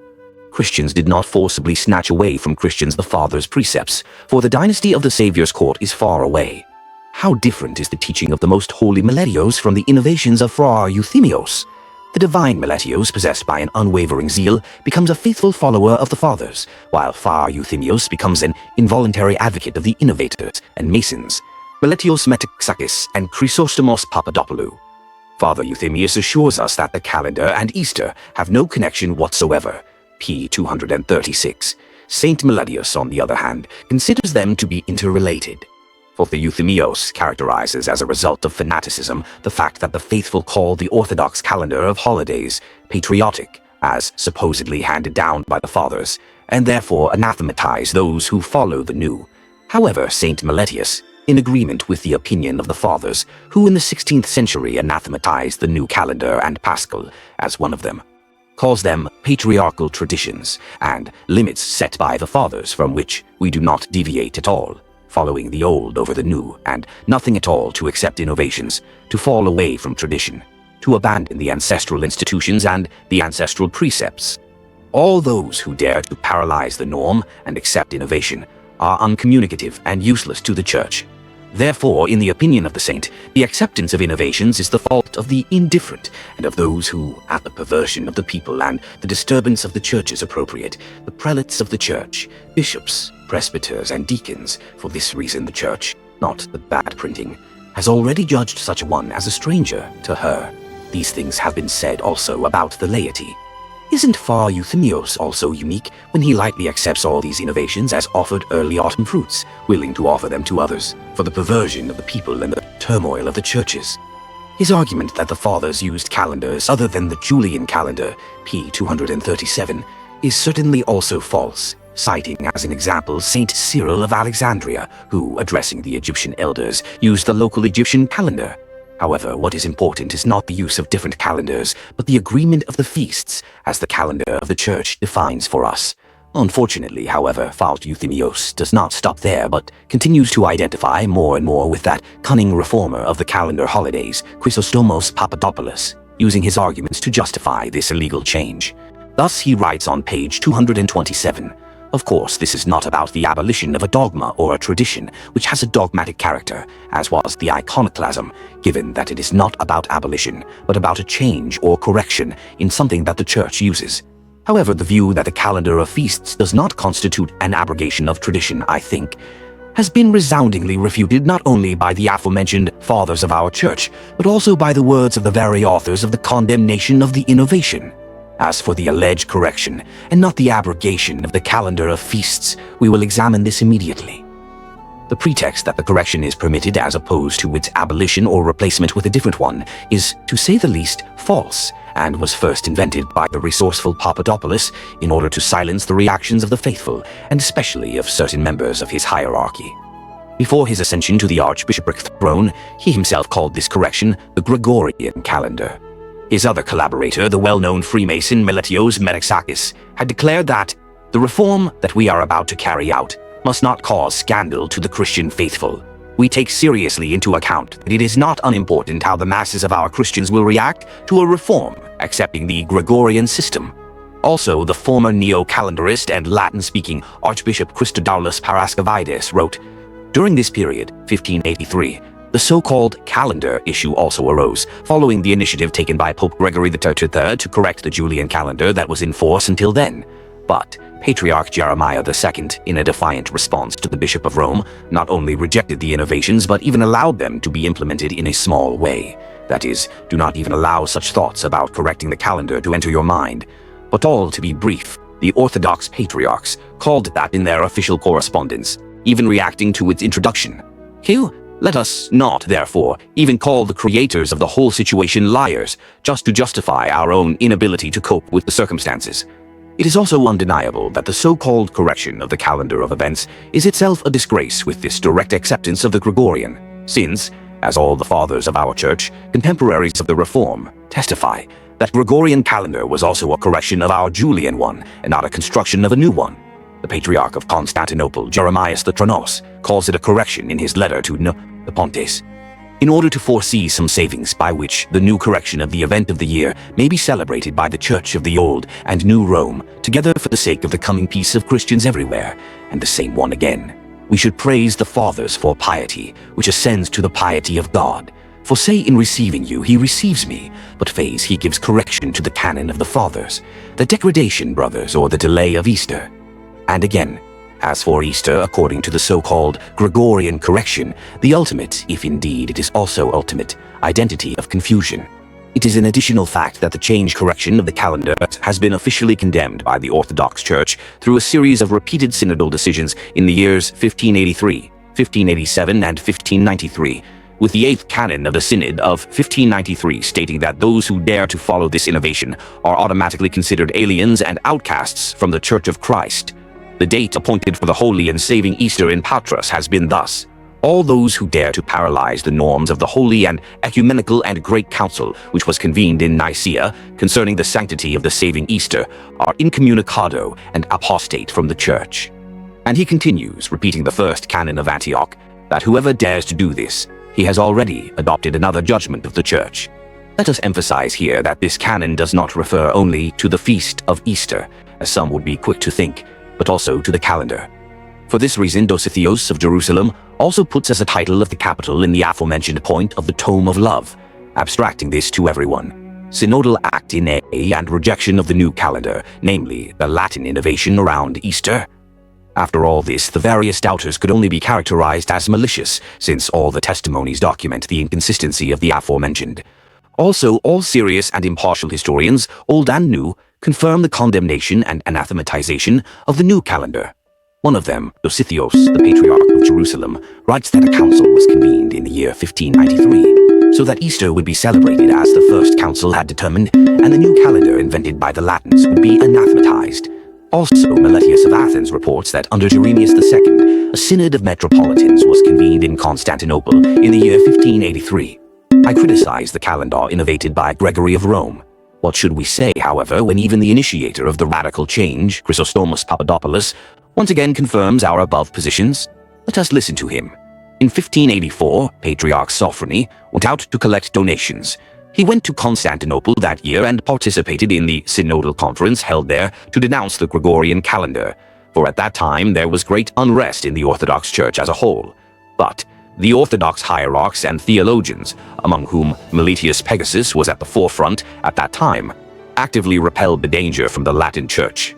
Patriarch Sophrony also participated in this rebuff, who, it seems, after the condemnation of the Gregorian calendar, went to Jerusalem.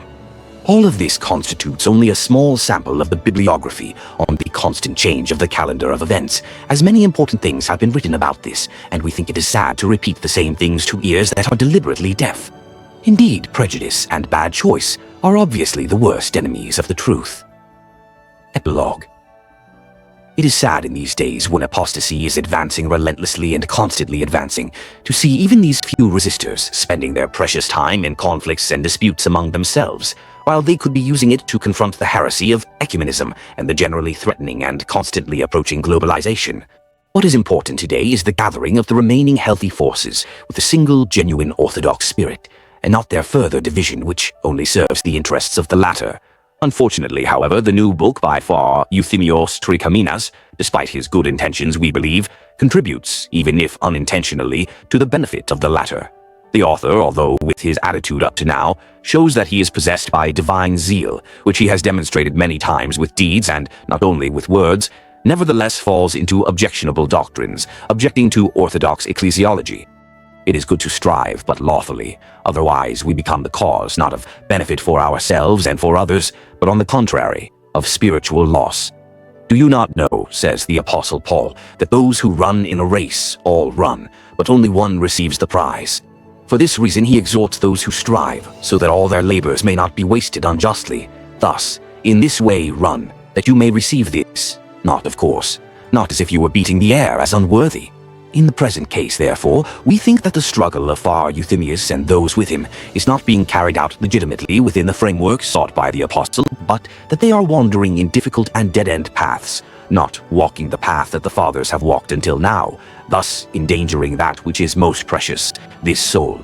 From the Tome on Charis of Dositheus, the most capital examples of evil are these monstrous things. First, the emanation of the hypostasis of the Holy Spirit from the Father and the Son.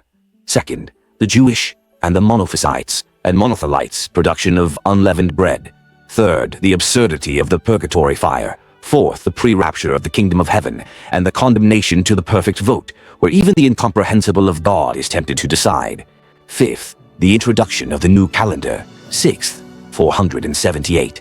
And a little further on, a fifth absurd innovation and the madness of vainglorious men is the blindness of the vainglorious men of astronomy, through which the majority of heresies have given rise, of their new calendar, namely Paschal. I say this because they change and alter the position and chronology of this Lord, and the clarification of the Council of Nicaea concerning this, p. 487. Finally, he tells us, he, the Pope, is determined to ignore the times, as if the Lord's unchangeable and incomprehensible word were decreed. He whose flesh is like grass, and his glory like the flower of grass, and withered like grass, and the flower fell off, boasts of exceeding divine knowledge, creating and setting his own times and chronologies, apart from those ordained by the Lord, in which he also cites and establishes chronologies, apart from the ordinance and the covenant of the Lord. Dositiu, Tomos Charas, edition 1675, p. 495. Contents. Import. The timeless stance of the Orthodox Church towards the episcopal thrones occupied by heretics. Paul of Constantinople and Macedonia, Melanius of Antioch and Antioch, Ananias, etc., Arianus of Constantinople, Eudoxius, 2 bishops in synod. The more general situation in Constantinople, Alexandria and Antioch, schisms and double popes in Rome, schismatic novations, etc. Cosmas of Alexandria, Latin-dominated Antioch, Latin pseudo-patriarchs and Orthodox defensive tactics, Latin-dominated Cyprus, Latin-controlled Athens. The situation today, a series of contradictions. Conclusion. About the old calendar. Epilogue. From the Tome of Joy by Dositheus, the heretics not only considered these to be uncanonical, but also invalid, and sometimes proceeded to anachronize the Orthodox when some of them joined the heretical camp, as Basil the Great states in his 130th letter to the friars. In whom would this last audacity not cause horror and complete aversion for this man? He speaks through Eustathius of Sebaste. As I hear, if the rumor is true and was not invented for the sake of the devil, he even dared to deordain some clergy, a thing that none of the heretics seem to have done to this day. EPE Volume 2, p. 133. The Arians were not the first to deordain, because other heretics were already applying this practice at that time, such as the Donatists. PG 67 p. 1037. Sozominu, Ecclesiastical History, Book 3, Chap 3. Manuel Gideon, Patriarchal Tables, 1st edition, p. 19. Ibid, p. 112. Ibid p. 117. Religious and Ethical, Encyclopedia Volume 6p. 149. Cf. PG 67 p. 1049. Sozomenos 3 Ch 7.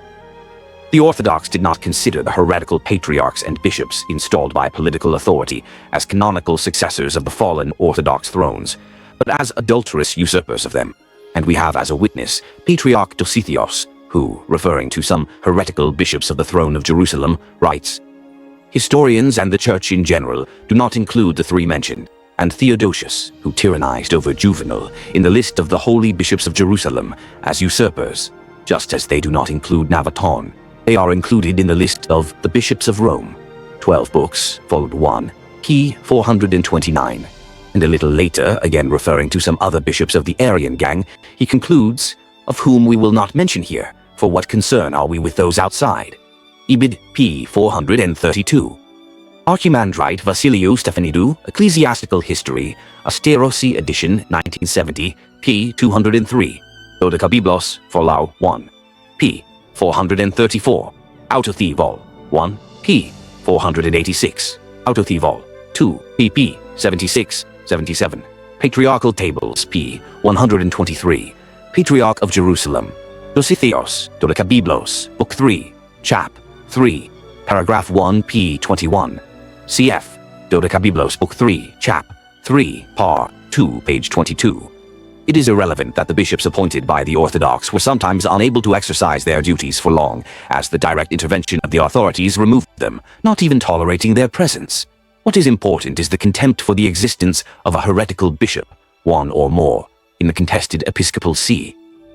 Many of the Orthodox bishops who survived the exiles and other hardships returning to their provinces found the thrones of the usurpers, formerly Arians, who had been promoted dynastically by the political power occupied by usurping bishops who later converted to the Orthodox Church, whom the king and the council that restored them legitimized.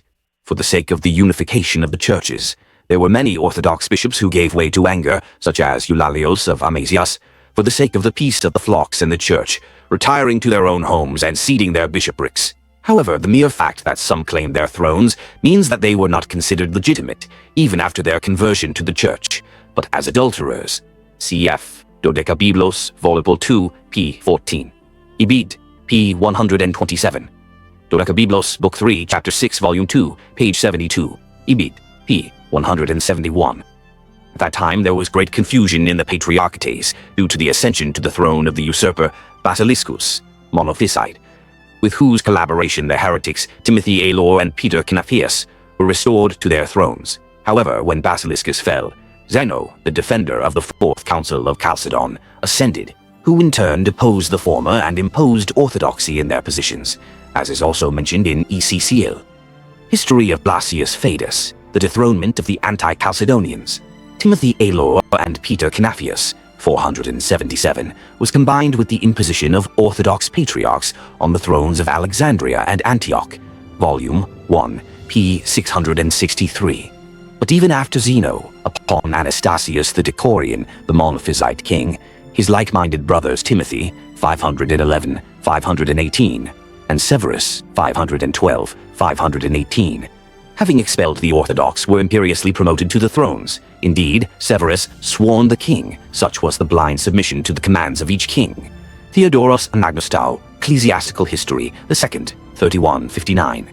The interventions of state power, as above, are a fact that we encounter throughout the entire duration of ecclesiastical history, as it was and is where it determines to a large extent ecclesiastical matters, always in accordance with its own interests. Therefore, some should not be surprised that sometimes there was this apparent succession and alternation between Orthodox and heretics in the episcopal thrones, insofar as this was due to a large extent to the power of the state, but mainly to the ability to impose its will on the contested throne, due to the reaction of the people, as we will see a little later. We call it apparent because in reality there was no succession. After the dethronement of the Orthodox bishop, his throne was canonically considered empty, and the heretical one as an imposing pseudo-bishop.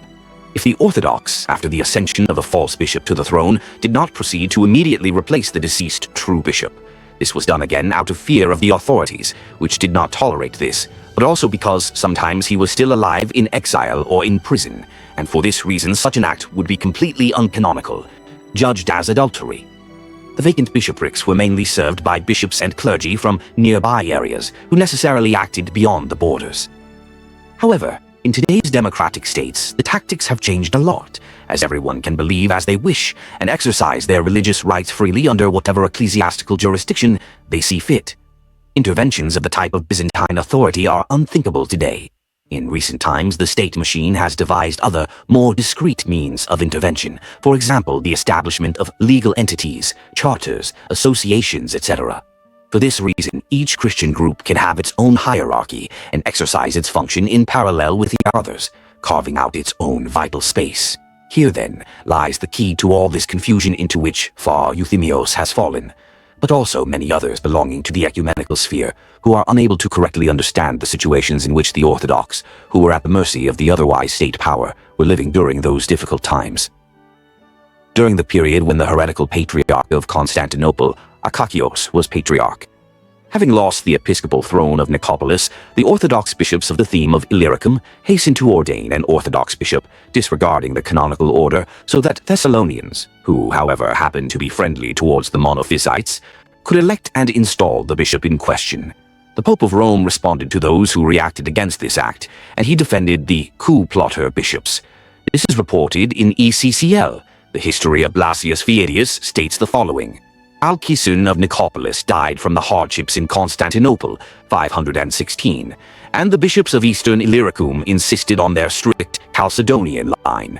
The provincial council of Old Epirus elected the Orthodox John as successor to Alcuin and ignored the claimed canonical privileges of the throne of Thessaloniki. However, the canonical issue was of no interest to the Pope of Rome. Pope Hormisdas, in his letter to Dorotheus of Thessalonica, had maintained that the act of the provincial council of Old Epirus was not due to contempt for the rights of the throne of Thessaloniki. Ecclesiastical History of Blasius Viedius, Volume 1, p. 673. In other words, Pope Hormisdas gave essential priority to the establishment of an Orthodox bishop on the empty throne, thus ignoring canonical accuracy, in contrast to today's anti-ecumenists who sacrifice orthodoxy and the correct confession of the faith for the sake of a fabricated canonicality, fearing that they might find themselves in a state of schism. The same contempt for canonical accuracy for the sake of orthodox accuracy was also shown by that divine Epiphanius of Constantia of Cyprus, when, during the patriarchate of John, who was accused of Origenism, he went to Jerusalem and completely arbitrarily and uncanonically ordained the brother of Saint Jerome Paulinianus as a presbyter with a supernumerary ordination, without any prior synodal condemnation of Patriarch John. At the same time, he urged the monks of Palestine to sever all ecclesiastical communication with the aforementioned patriarch. Ibid. p. 543. The saint himself did not hesitate to proceed to extremes of ordination, even in the case of the dispute with St. John Chrysostom, where, although mistakenly due to poor information on the matter, as he had believed the saint's slanderers, he considered those ordinations to be imposed. Similarly, Basil the Great accepted the call of the local church of Iconium to ordain the new bishop of the city, even though it was not within the boundaries of his ecclesiastical jurisdiction. Epistle 138, EPE, Volume 1, p. 271. Vasiliou Stephanidou, Ecclesiastical History, p. 291. Philarectu Vafedu, Ecclesiastical History, Volume 1, p. 144. A similar inability of the political authority to intervene in the local churches is described by Dositheos of Jerusalem in his Dodecabiblion, Volume 1, p. 451.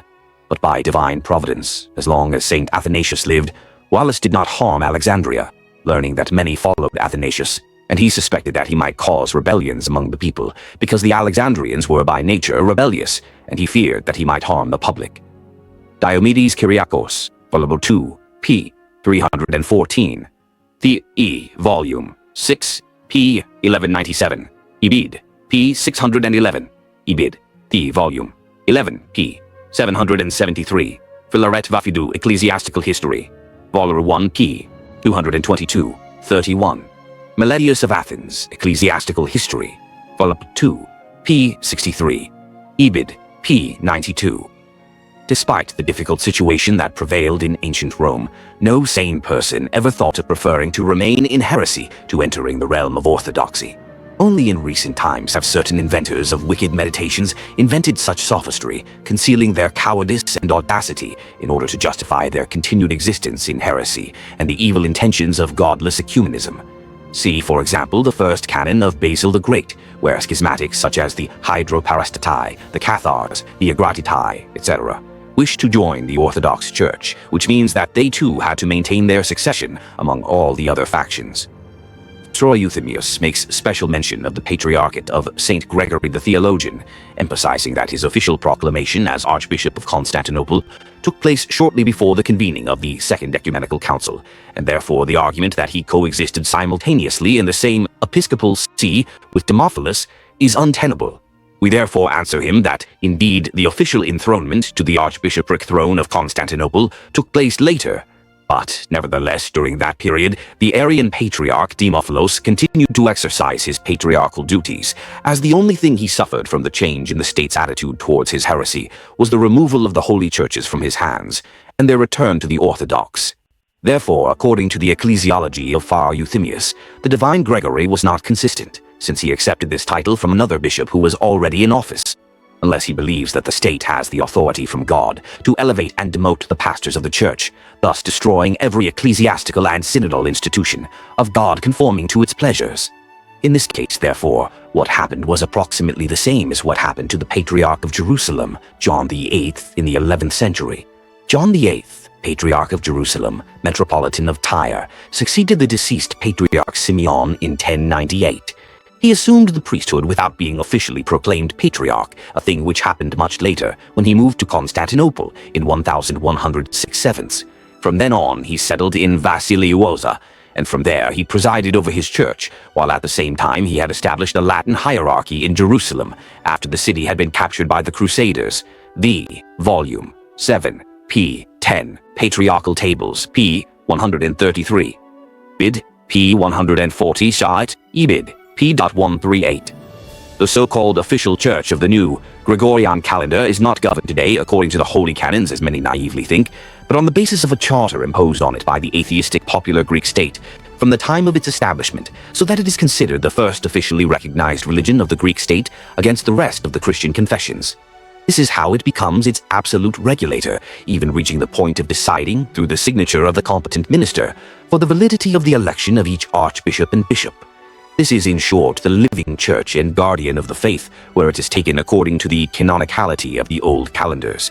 The ecclesiological situation in which it finds itself is extremely tragic, as it falls short of those conditions that characterize a church established from above, not only due to a lack of orthodox faith, as is evident from its participation in the pan-heretical World Council of Churches, but also due to the incompleteness of the character of the divinely established institution due to its subordination to the supposedly superior state apparatus. A few decades ago, the new calendarist Bishop of Sisani and Seatis, Polycarp Leosis, wrote the following important things about him. However, on what grounds can the characterization of the Church as a legal person of public law be considered as blasphemy against the Holy Spirit? Quite simply, the Holy Spirit constitutes the institution of the Church. He sustains her, he governs her, he exercises authority over her, and consequently no other authority, and indeed secular, can take a place in her. Consequently, secular authority, which by such characterization enters the sacred and holy space of the Holy Spirit, despises his presence and belittles his value and power to govern the Church and protect her. It abolishes, however, and his authority over it, establishing in this church its own authority, thus changing the church into a simple secular, or rather state institution, subject to the laws of the state. Metropolitan Polycarp Leosi, the Church of Christ, a God-constituted institution and not a legal person of public law. p. 39. He, Cyrus, ascended to the patriarchal throne of Alexandria in place of George I, 621, 230. He also assumed political duties as governor of Egypt. However, he was disappointed because he saw the Orthodox as a minority compared to the Monophysites, who out of a total population of 6 million were only 600,000, while the rest were Monophysites with their own Patriarch Benjamin by name. His efforts to unite all the Christians of Alexandria in one thought resulted in their signing a unifying confession of faith, which, however, leads to monothelitism. The Volume 7, p. 1221. See also Theophanous Chronography, pg. 108p. 840. The Volume 7p. 888. The Volume 7p. 11. Flacio Fidas, Ecclesiastical History, Volume 2, p. 181. Also significant is the following statement by the wise Dositheus about the real purpose of the Crusades, which was the subjugation of the Orthodox Church through the imposition of false Latins and not so much the liberation of the Holy Lands from the infidels. In the East, on the pretext of supposed piety, the popes and patriarchs were favoring the churches, and they did other things that they thought would be beneficial in subjecting the Orthodox to the unjust yoke of the pope. Hence, Eugenius III said, "This war, if not for anything else, but for it is beneficial to induct Latin pastors into the churches of the East," and see Bishop Otto in his first book on the works of Frederick, King of Alemanni, chapter 34. And not only did the popes excommunicate the Church of the East for this unlawful war, as it is said, but also the kingdom, for Innocent III, seeing the discord that then existed in the kingdom of Constantinople, moved the army that was ready for the Syrian war against Constantinople, as Coniat describes this. 12 books, Book 8, p. 348. Andronicus Dimitrokopoulos, in his History of the Schism, p. 40, reports that the papists persecuted the Orthodox bishops, and in their place made cardinals who were like-minded with them, and brought them to Constantinople, to Cyprus, to the great Antioch, and to the other countries as a plague.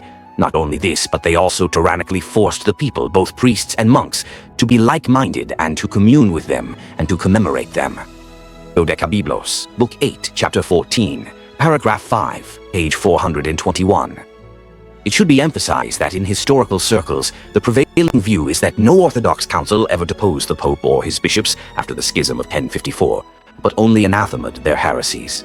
Meletios Sakelaropoulos, Ecclesiastical Law, p. 119, Athens, 1898, a fact which today gives the ecumenists the occasion to consider the apostolic succession of the popes as indissoluble and to accept their baptism and priesthood. However, the genuine Orthodox fathers of our Church never recognized them as bearers of the apostolic succession, even if they were never canonized, and therefore they baptized them as unbaptized and ordained them as unordained, and they considered the services performed by them as miasmas and contagious means of contamination. See also this in the Holy Pedalion, Hall 55, where St. Nicodemus states that the Latins are ancient heretics. First of all, because of this they are unbaptized according to Basil the Great. Because, having become laymen, by being cut off from the Orthodox Church, they no longer have through their word the grace of the Holy Spirit, through which Orthodox priests perform the mysteries. But also in the first saint, in the canon of Basil the Great, Epidowl p. 589, the same Divine Father, without leaving any room for the misinterpretation, says the following: "For when a member is severed from the body, it dies immediately, with no longer being transmitted to it vital force. In the same way, those who were once separated from the body of the Church were immediately bereaved, and they lost the spiritual grace and energy of the Holy Spirit, since this was not transmitted to them through the ties and connections, that is, through the union according to the Spirit.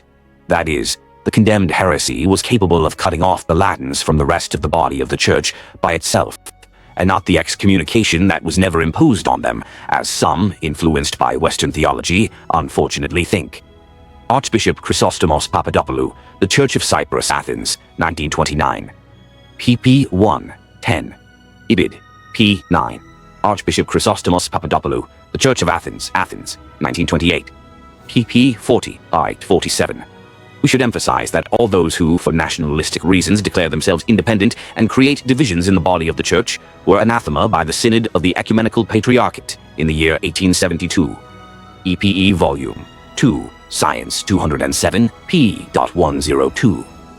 A heresy is considered condemned when it is examined by a council or by the fathers, and then condemned, as are its bearers, by anathema. Let us note that, as far as today's Unitarian ecumenists are concerned, all of them have been condemned by many councils, as many times, over time, Orthodox councils have anathemaed those who would accept into ecclesiastical communion. For example, a memorial service, the Papal Church, insofar as it persisted in its heresies, from the time of Monsieur Photius onwards, with the most recent anathema of the Russian Church of the Diaspora in 1983. It was therefore correctly stated that he who accepts modernism has already rejected the faith of Christ, has already voluntarily been convicted to the eternal anathema for blaspheming the Holy Spirit. Encyclical to the Orthodox of all the world of 1848, in Capolis 1848, key 45. As far as each of those who accept the innovation of the calendar intertwined with the Paschal calendar is concerned, the first canon of the Council of Antioch applies, where it is commanded that whoever appropriates and celebrates Easter contrary to the decrees of the First Council of Nicaea, paralyzing its council, he has already committed a different judgment of the Church. Pedalion p. 331. See also the first canon of Basil the Great. It is mentioned in this regard in the Pedalian, p. 410, note 2a, that the Fourth Council dealt with the 7th year of Antioch against Corosos and Dorotheos of the Archimandrites, and Barsumas the Syrian monk, why these, being lame in the faith, named Dioscorus bishop, even after his dethronement. It is therefore obvious that after the dethronement, the continuity of the apostolic succession is interrupted. See on this subject Christophilopoulous' Ecclesiastical Law, K. Rallis's Criminal Law, and Christos Androutsos' Dogmatics. See also the 17th Apostolic Canon, sub 1, of Nicholas of Constantinople, question 8, the first canon of Neo-Caesarea, sub 2, the third canon of Basil the Great, sub 1 and 2a, etc. I. Pedalian, p. 240, Ebed, p. 55. See also the 16th Apostolic Canon, the Symphony of the 18th Apostolic Canon, the interpretation of the Canon of Carthage, the second of the 66th Canon of the Council of Carthage, the interpretation of the letter to Rufian of Athanasius the Great, the first Canon of Basil the Great, etc. Cf. Dosathios Dodecabiblos, Volume 7p. 135, where numerous cases of the formation of local councils are mentioned, where they condemned and anathemaed a multitude of heresies, without even waiting for the formation of a larger council. Meletius of Athens, Ecclesiastical History, Volume 2, p. 219, Ebed, p. 221. The sorrow of this great saint of our church was also inexpressible for another reason, as Dositheos of Jerusalem reports, since the Arian persecutors of the Orthodox of that time were not pagans, as in the time of Julian the Apostate, but bore the name of Christian, and therefore the struggle of his Christian contemporaries for orthodoxy was deprived of due recognition. Since the only difference and harm to the Orthodox was that the Christians willingly martyred Julian, who was an open idolater, and Valens, who was also an idolater. This name was called Christian. He deceived the people, and they died for orthodoxy, but with sorrow, not being called martyrs. But does this not happen in our days? Do not the persecutors of Christians who remain in their homelands in every way wear the garb of bishops and priests? Are they not the ones who, through despicable propaganda, incite even their ignorant believers to fanaticize against them, spewing every kind of blasphemy and insult? Doesn't this dirty tactic of theirs make even the knees of the believers bend from the dead-end situation? Let them be seen, however, because they kick hard towards the centers. Science 54th, limited volume, 2nd p. 181. Science 141st, limited volume, 1 p. 279. Agreement and harmony, writes Fr. Euthemius, seems impossible, not only between those who follow the old calendar and the opposing anti-ecumenists of the new calendar, but also between these warring factions of the old calendar. From a human point of view, the return to orthodoxy seems impossible, p. 315. And yet, after a considerable period of time, we see the hitherto divided Orthodox, by divine will and royal cooperation, unite and form the Second Ecumenical Council, which condemned the heretics. Note, the mindset was not so stable and genuine as is the case with many today. Thus, the few Orthodox who had been overlooked and ridiculed until then found themselves judges from the pulpit, while the powerful and arrogant heretics, cf. today the new calendarists, becoming humble beggars, begged as if they were repentant to be allowed to join the church that had been persecuted by them until then. The truth is, of course, that in our times the situation is a little different. For the worse, that is, since the signs of the times reveal the methodical establishment and formation of a world state with a world religion, under a now awaited world political and religious leader, a thing undetectable in other times. Science 67th, limited volume, 1st p. 369, Epistle 156th, EPE volume, 3rd p. 45, Science 100th, limited volume, 1st p. 263, Science 98th, limited volume, 1st p. 257, Science 99th, limited volume, 2nd p. 119, Dodecabiblos, volume 2, p. 82, Science 214th, limited volume, 1st p. 327, I. Pedalian, p. 9, footnote 1, and the Pope of the Presbytery of Rome, who is superior to all others and despises all, even accuses the canon of the Fathers, so that he may not unreasonably glorify the calendar he has innovated, not knowing that the canon of the Fathers is sound, so that the divine Easter is celebrated after the vernal equinox, and not after the Jewish one, as the 7th of the Holy Apostles demands. And having sound the canon of the Fathers, and being patristic, those who observe other calendars sin greatly against what is proper. If this is what the canon requires, then it is clear that we are to be separated from the unholy worship of the Jews and from the observance of the vernal equinox. It is clear to whom the danger of the epitemium hangs, which the fathers at Antioch determined, completely preventing the celebration of Easter, or the fathers at Nicaea handed it down. For so says the first canon: all those who dare to violate the decree of the Holy and Great Council of Nicaea, convened in the presence of the piety of his most gracious King Constantine regarding the holy feast of the saving Easter, are to be excommunicated and excommunicated from the Church if they persist in insisting more favorably on what has been well established. For according to the canon of those fathers of the saints, as if they had been or were, have or will have our authority, the things of the time, neither before the vernal equinox nor after the Jews, we celebrate Easter as the seventh canon of the holy apostles is passed down, and always on the Lord's day, as the ecclesiastical tradition demands. What shall we say to these things being judged by God? Do we swallow both these reproofs, as well as those anathemas, both those of Paul on the innovations and of the synods of the saints on the additions to the symbol? And who renounces the audacity of the just punishment? Metropolitan Methodius of Axuma, Letters to Meletius Pigas, Patriarch of Alexandria, pp. 139-140. Metropolitan Methodius of Axum, Letters to Meletius Pigas, Patriarch of Alexandria, pp. 139-140. In his famous letter to Sylvester of Alexandria, the then Archimandrite Meletios Pigas clearly identifies Paschalion and the calendar, writing the following: for this reason, the pious children of the Eastern Orthodox Church do not accept this new introduction of Paschalion, the so-called Gregorian calendar, but rather conform to the canon of the 380 God-bearing fathers, from which we do not deviate at all, following so many and great fathers. Letter to Patriarch Sylvester regarding Easter, published by Hieromonk Savas, Mount Athos, Caryae, 1924. Likewise, the wise Nicholas of Carameus, 15th century, in his work Against Crime, referring to this innovation, in addition to characterizing the new calendar as one of the many examples of wickedness, monstrous of the papists, perceives the calendar and Paschal as one, according to the enumeration of the papal heresies. The fifth absurd innovation and the madness of vainglorious busybodies is the new calendar of theirs, namely Paschal, because they alter and change the position and chronology of this Lord, and the clarification of the Council of Nicaea concerning this, Patriarch Dositheos, Volume Charas, p. 487, edition 1705. These are not the only references which we cite as a sample and only as confirmation of our words, as all the literature opposing the Gregorian innovation of the 16th century and later considered the Paschal and the calendar as one. We must point out that the greater part of the writings of Nikolaos Kerameos, which also includes the controversial text, was taken from the newer edition of the Tome of Joy of Patriarch Dositheos, Eri Rigopoulou, 1985, and therefore the reader will search there in vain to find it. Meletios Pigas, Athens, 1971, 86-88. Meletios Pigas, Letter to Patriarch Sylvester, about Paschal, p. 31. Meletios Pigas, Epistles, p. 55. Ibid, p. 134. Dositheou, Volume of Love, p. 547. Dodecabiblos, Omissions, Book 1, Chapter 21, Volume 6, page 232.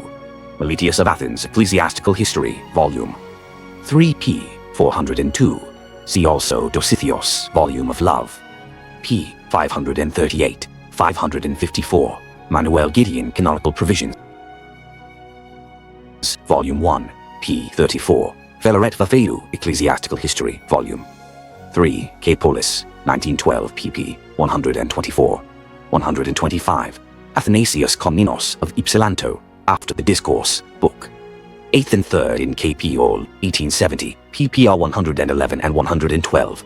Sata Constantinou, Biographical Sketch of Patriarch Jeremiah II, Printing House of L.K. Tena and S. Oikonomou, Athens, 1870, p. 32. V. Stephanidou, Ecclesiastical History, pp. 698, 699, etc. History of the Church of Jerusalem, pp. 482, 483. 1 Cor 924.